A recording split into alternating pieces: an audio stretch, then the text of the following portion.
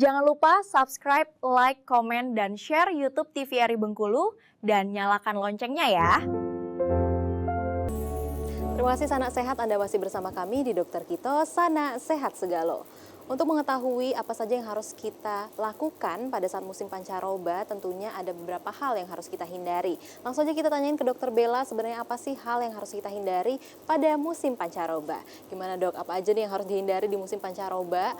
Dan yang bisa dilakukan nih awal-awal kalau misalnya ada batuk-batuk, kayak Siva nih udah batuk-batuk ya dok ya? Kayaknya karena musim pancaroba juga nih. Untung ada dokter, bisa langsung tanya tips and triknya hari ini. Langsung aja kita ke slide ya, kita langsung ke slide aja ya. Untuk tips menjaga kesehatan pada musim pancaroba. Ini tadi udah dijelasin secara rinci banget ya, siapa aja yang rentan, terus juga prevalensi penyakit yang paling banyak itu apa.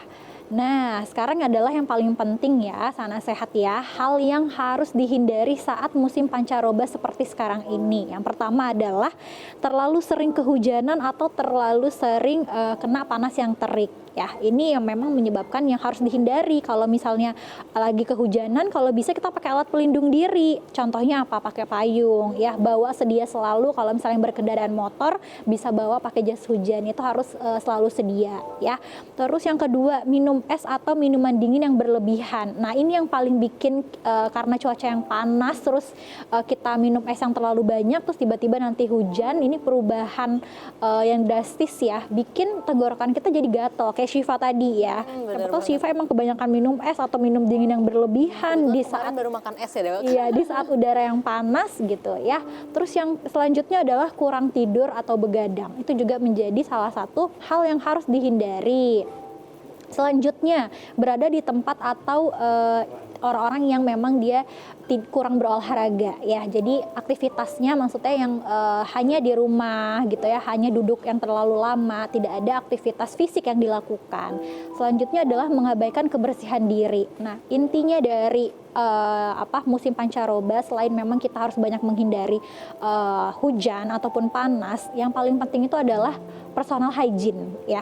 Jadi masuknya penyakit ke dalam tubuh itu bukan hanya dari faktor lingkungan saja, tapi faktor personal diri itu yang paling penting.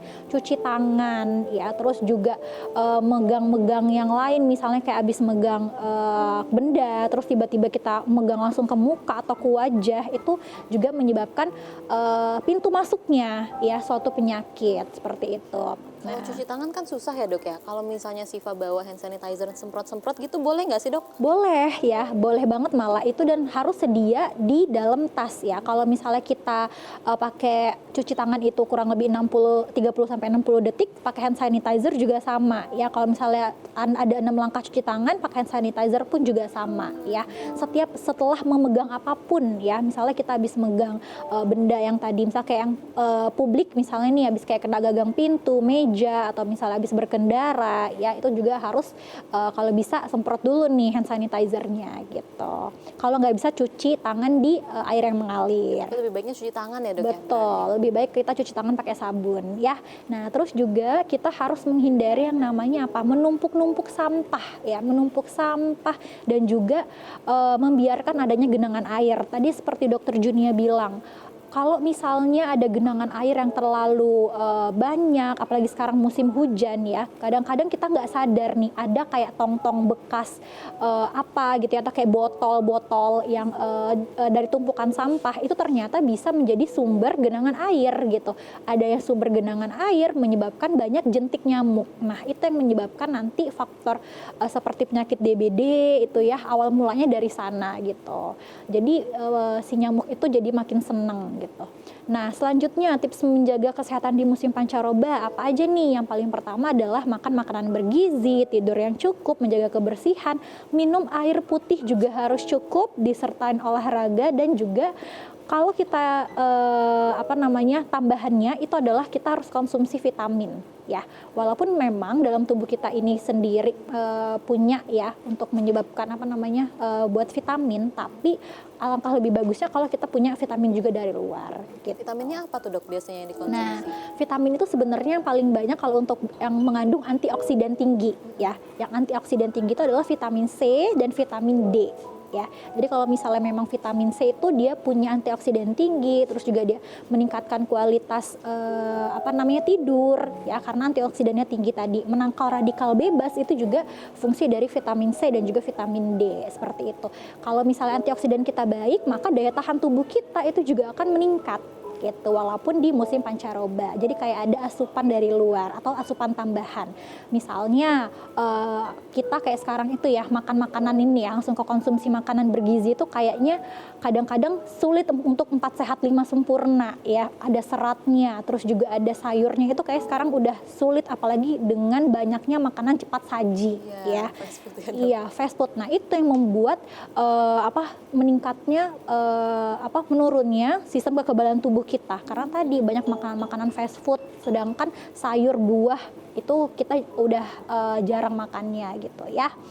Nah, selanjutnya adalah tidur yang cukup ya. Jadi saat terlelap ternyata tubuh kita ini akan melakukan yang namanya regenerasi sel-sel ya. Nah, pada saat kita tidur ya, regenerasi itu kalau misalnya tidurnya cukup dia akan baik.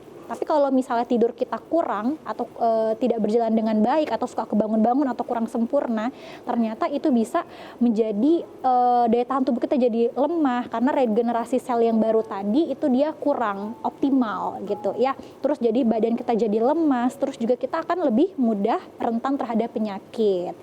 Nah, selain itu ternyata pada tidur yang cukup ya, cukup tidur itu dia juga memiliki efek-efek hormonal yang sangat penting banget dalam kehidupan kita. Ya, jadi memang tidur yang cukup dengan kualitas tidur yang baik ya, itu juga mengatur kesehatan tubuh. Kenapa? Karena efek hormonalnya yang pertama adalah hormon melatonin ya. Jadi melatonin ini dia akan meningkat. Hormon melatonin ini fungsinya itu untuk mengatur siklus tidur dan juga berperan sebagai antioksidan ya. Jadi tadi antioksidan itu kan menangkal radikal bebas dan juga dia akan membantu pemulihan sel-sel dan meningkatkan daya tahan tubuh gitu. Jadi cukup tidur itu penting banget ya. Yang kedua, kortisol seimbang. Jadi pada saat tidur yang cukup ya, itu dia akan menurunkan yang namanya hormon stres ya. Jadi pada saat ada seseorang yang kurang tidur, biasanya dia akan lebih cepat marah ya, lebih cepat mudah lelah, imunitasnya juga lebih menurun, itu karena si kortisol atau si hormon stresnya itu dia meningkat gitu ya.